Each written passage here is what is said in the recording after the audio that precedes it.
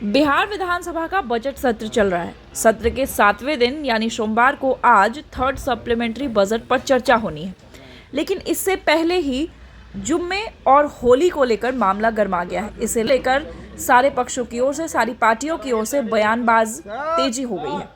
UP model की बात, बिहार में लागू करने की बात को लेकर नेता क्या कुछ कह रहे हैं, जुम्मे और होली मनाने को लेकर क्या कुछ कह रहे हैं, आप सुनिए। सही है हरभूषण ठाकुर बचौल का। देखिए, धर्म और त्यौहार अपने रुचि से मनाया जाता है और जिस तरह के धर्म में आस्था है, जिस तरह के त्यौहार में जिनको आस्था है वो मनाना चाहिए और मैं समझता हूँ कि ज़्यादा अच्छा यही होगा। क्या अच्छा होगा सर?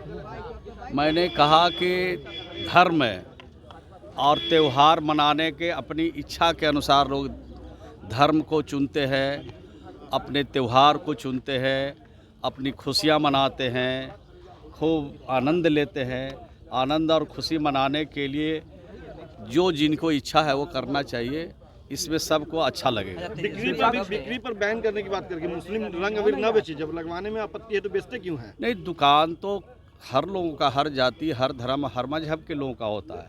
जिनको जिस दुकान से पसंद है वो अपना वहाँ से सामान खरीदें, उसमें कहाँ किसी को रोक है। हरभूषण ठाकुर बचौल यूपी मॉडल लागू करने की मांग कर रहे हैं नीतीश कुमार। नहीं, हरभूषण ठाकुर जी का व्यक्तिगत राय हो सकता है, लेकिन सभी धर्मों का हम सम्मान करते हैं, सभी जाति का सम्मान करते हैं और त्यौहार उत्सव मनाने के लिए हर लोग स्वतंत्र हैं। यूपी मॉडल चलेगा या नीतीश मॉडल चलेगा बिहार में? बिहार में तो बिहार मॉडल ही चलता है और बिहार मॉडल ही आज देश में प्रसिद्ध है और इसी मॉडल पर देश में काम हो रहा है, प्रगति का, तरक्की का, विकास का, अमन का, शांति का, भाईचारा और प्रेम का।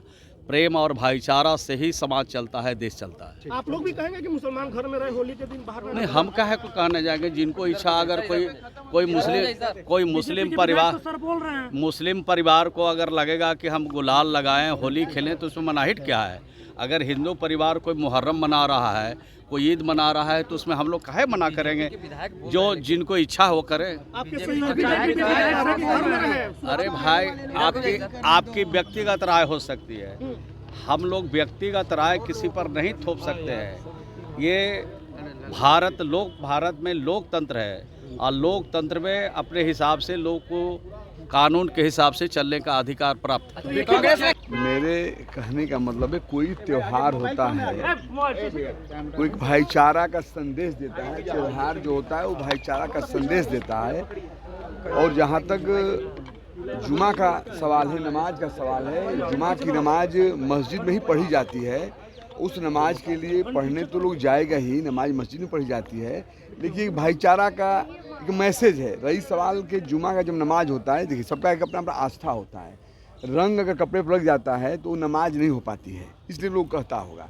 रही सवाल कि भाईचारा, अगर मान लीजिए उसमें भी पड़ गया, अनजाने में पड़ गया, तो कोई बात नहीं है। भाईचारा का मैसेज है, ये मिलके हर त्यौहार मनाया जाता है, सबको मनानी चाहिए। कि उस दिन ना निकले या होली नहीं और जुमा के नहीं, बचें, अलग बात, बचना भी चाहिए। वो नमाज पढ़ना है तो बचें, क्योंकि होली का त्यौहार होता है। कोई कहीं गली में है, थोड़ा सा उमंगी रहती है, बचना चाहिए। लेकिन अगर अनजाने में हो भी जाता है तो उसको भी बहुत उसमें सीरियस नहीं लेना चाहिए। ये भाईचारा का संदेश है। नमाज, एक बार बता दूं आपको, नमाज मस्जिद में होती है। जब नमाज पढ़ी जाती है, एक आस्था होता है। नमाज, जब मैं जुमा का नमाज पढ़ूंगा तो मस्जिद में जाऊँगा, ये आस्था है हमारा।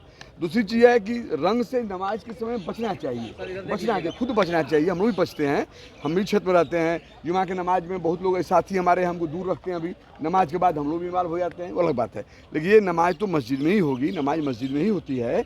और ये जहाँ तक सवाल है, कोई भी त्यौहार एक भाईचारा का मैसेज